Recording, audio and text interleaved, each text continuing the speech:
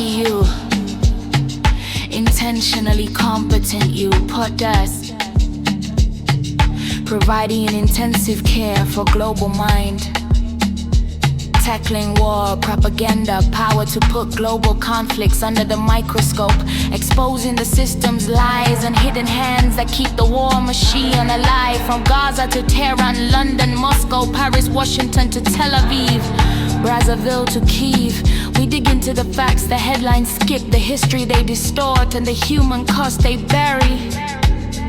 The establishment of puppet heads of state in Africa to facilitate the pillaging of resources and codify corruption, forcing significant brain drain. Then targeting victims of these systems and blocking them from gaining access to the developed nations that their land resources provide. Damn. No political PR, no sanitized sound bites, just raw, verifiable. Welcome back to ICU, where inner consciousness is unraveled and the intentionally competent you begins the sacred work of remembering what Empire told you to forget. Yeah, in ICU, as you know, we don't rant, we refrain. And I'm still here, still seated, reluctantly, across from Uncle Donald, as your crisis and disaster therapist for the National Psyche. But now I sit across from a world that keeps calling harm history, while pushing your memory into the shadows and calling it healing. A global society trained to forget just enough to repeat what it swore it would never. This is where my role as a global therapist, disaster crisis intervention, and also a key mitigation comes into play. This will never be armchair therapy, like I repeat every single time. And I know I didn't choose this role, but I'm here, willingly, albeit reluctantly.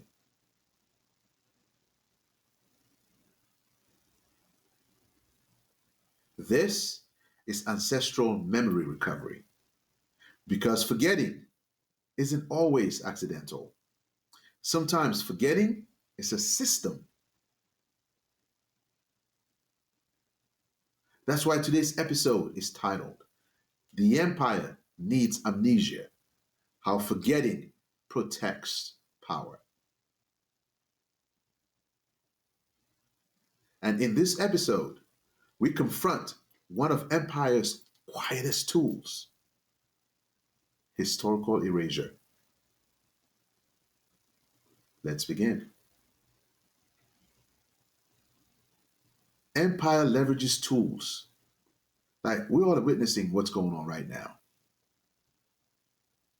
where the Smithsonian Museum is getting rewired and reworked and reprogrammed because some of the facts that are in the Smithsonian Museum about slavery,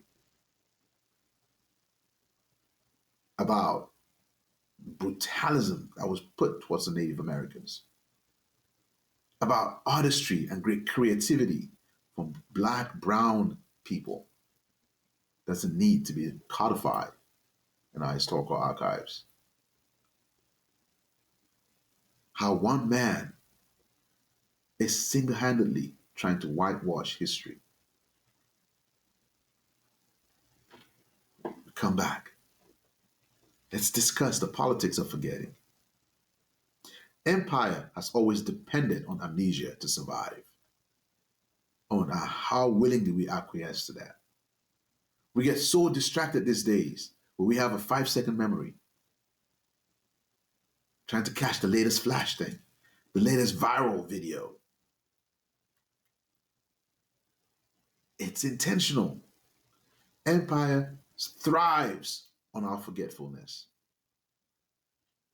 on our amnesia. To forget the origins of wealth, the truth of conquest, the stories of resistance, the costs of obedience. Empire wants us to do that because it buys on amnesia, collective amnesia. Forgetting isn't just personal, it's institutionalized in textbooks, in museums, in church sermons, in immigration policies, in national holidays. They want us to forget. The institutions want us to forget. Are we going to let them? Are we going to let Empire win? You look at national holidays. Those are all cues that they use to try to help us to forget or make us forget. Because if we remember, we might ask questions. We might seek repair. We might stop participating. This could not be any clearer. And we all see how Uncle Donald weaponized the good old days. Make America great again. Let's return to the man seated across from me. Donald Trump didn't invent revisionism. He perfected it as performance. Make America great again. This is not just a slogan. It is a hypnotic loop. It's a curated forgetting. Forget what? You may ask. Forget slavery. Forget genocide. Forget redlining. Forget forced sterilization. Forget colonialism. Forget church complicity. Forget group and coup attempts. Forget what your body remembers. But instead, what does he want? Recall a fictional past, a past that never existed, where everyone knew their place and leadership looked like dominance. His power didn't rise because we remembered. It rose because we refused to remember. And what does that cost us? Churches promoting him, advocating for him as he is the rightful leader, the right one. The spiritual cost of erasure are significant. Let's talk about the soul level cost. When you forget your ancestors, your trauma, your survival, your rage, your softness, you don't become free. You become pliable. You're easier to lead. You're easier to guilt. You're easier to shame. All that stems around what? You're easier to control. Spiritual amnesia leads to spiritual surrender. And surrender to what? To whom? To the loudest voice in the room. And we all know who has the loudest voice in our current space. Uncle Donald. A tool for empire.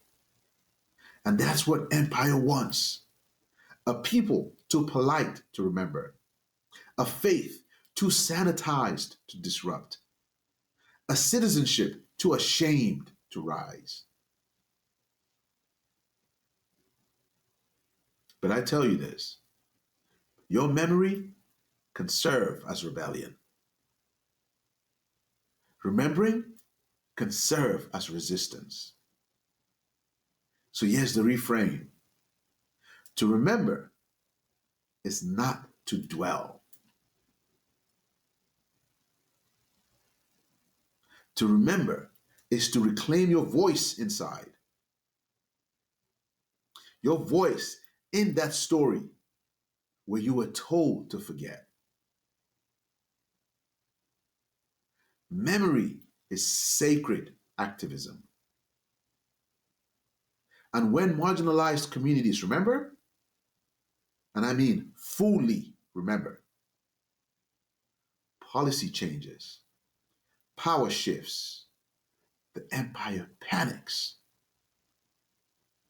Because the healed memory doesn't just hurt, it organizes, it reorients, it refuses to repeat. And that's what empire fears the most. But we are in ICU. And in ICU, we leverage practices that can help us to tap into our personal internal controls and utilize our inner authority for higher living.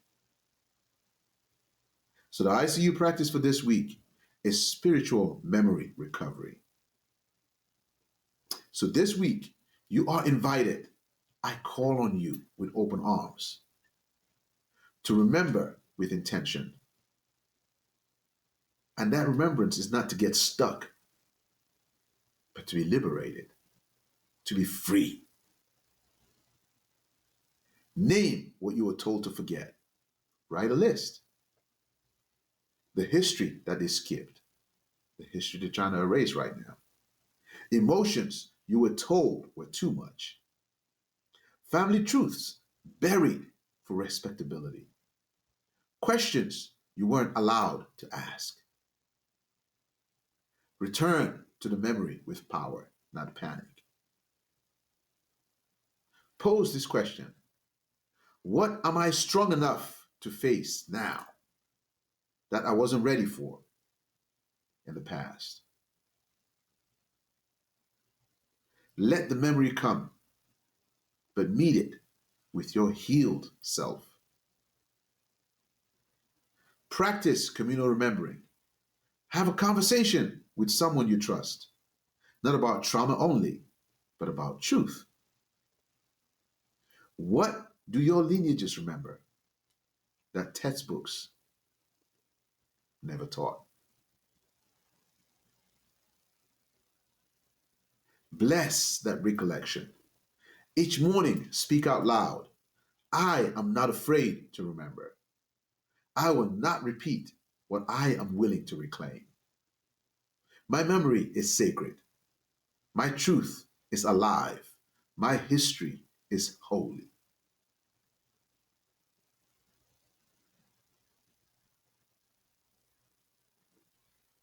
Never forget that. Your history is holy. My history is holy. Thank you so much for joining me this week in ICU. And I'll leave you with this truth. Empire needs your silence. It needs your forgetting. It needs your compliance wrapped in nostalgia. But you are a living archive, a body of resistance, a sacred memory in motion. Let them forget. But you remember forward.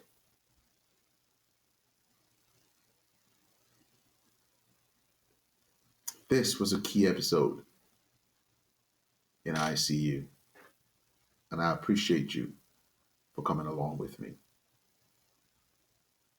Next week in ICU, we will outline when the system gaslights the survivor, institutional betrayal, and the fight for sanity. Until then, remember to always carry what serves you. Release what doesn't, but keep walking forward with your ancestors at your back and your inner compass ahead as your guiding staff. May you diagnose wisely, resist kindly, and reimagine boldly. Subscribe, share, like, engage with us. And always remember to breathe. But never ever forget to continue sending love to your nervous system. ICU.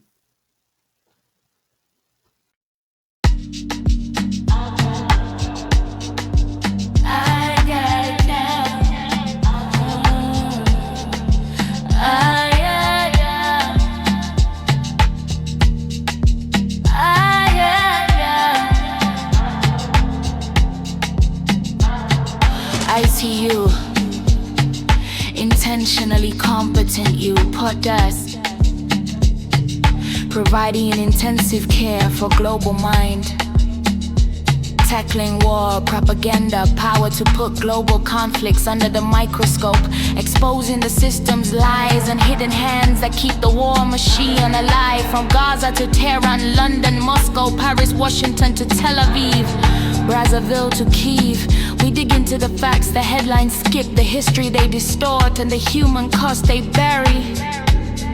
The establishment of puppet heads of state in Africa to facilitate the pillaging of resources and codify corruption, forcing significant brain drain.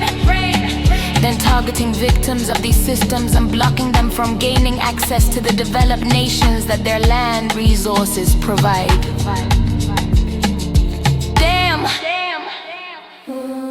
No political PR, no sanitized sound bites, just raw, verifiable truth served with moral clarity and zero fear. In the ICU, we don't just treat the symptoms, we diagnose the disease. Here we never rant, we reframe always while sending love to our nervous systems. Remember to always carry what serves you, release what doesn't, and keep walking with your ancestors at your back and your inner compass ahead as your guiding staff. With ICU, may you diagnose wisely, resist kindly, and reimagine boldly.